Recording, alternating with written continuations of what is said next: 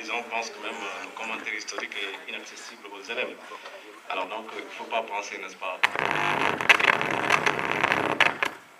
méthodologie tout simplement. Il suffit d'écouter, d'apprendre, de s'exercer comme l'a dit M. Ndiaye pour pouvoir, n'est-ce pas, s'en sortir.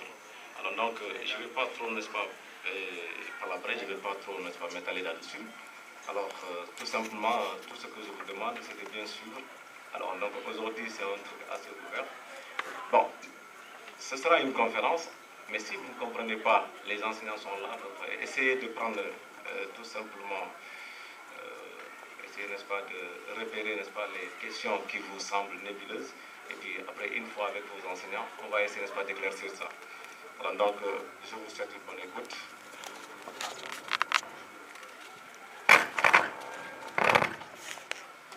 Donc, cela étant, on va essayer de travailler en commun. C'est un apport, on échange. Je crois que, quel que soit le rudiment de connaissance que vous en détenez, vous n'ignorez pas complètement, vous n'ignorez pas complètement le commentaire historique. On va donc essayer d'appliquer cette méthodologie, vous voyez, avec la participation des uns et des autres. Je crois qu'il y a suffisamment d'élèves qui, au moins, ont une fois fait le commentaire. Il faut nous servir de prétexte de discussion pour ne pas imposer nos connaissances. Je vous invite simplement à faire une invitation. Donc, si vous allez à faire le commentaire historique, qui peut me rappeler la méthodologie?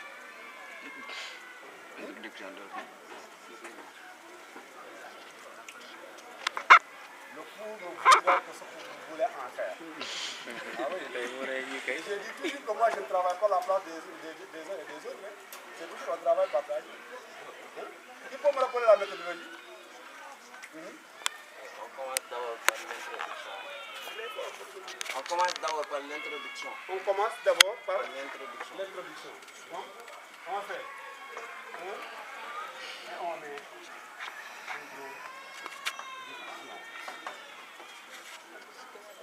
Bien, ça c'est le grand 1. Ensuite, Il y a petit 1. non, prenons d'abord le squelette, après on va l'habiller. Commentaire proprement dit. Commentaire proprement dit. Grand 2.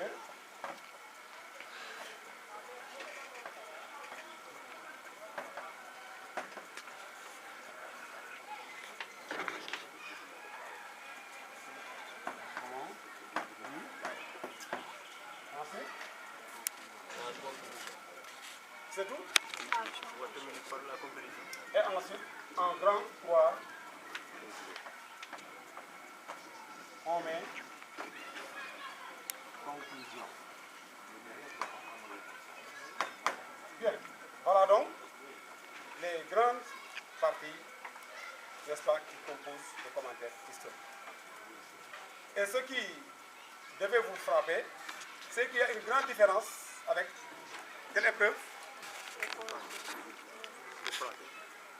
Avec le français, bien sûr. Mais avec quoi? La dissertation. Avec la dissertation.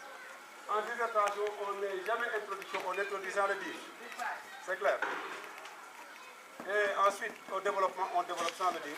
Et la conclusion également. Mais en commentaire historique, on met grand tour, on introduit. Ensuite, la deuxième grande deuxième partie, c'est le commentaire proprement dit. On l'écrit, même si on le souligne, c'est pas mal. Et on arrive à la conclusion, on met grand bas, on met conclusion. Très important. Tout ce qu'on fait en commentaire, on le dit. Ne dites jamais ce que vous n'avez pas précisé. C'est clair? Bien. Que comporte maintenant l'introduction? Elle est là. Comment on introduit? L'introduction comporte 4 parties. 4 parties? Le premier. Vous dites? Le premier. Première partie. On présente le document et son objectif. Présentation. Du document.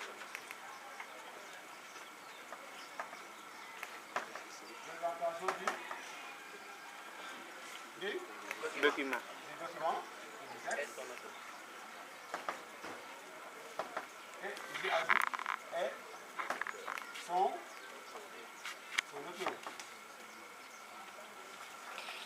Ça c'est là.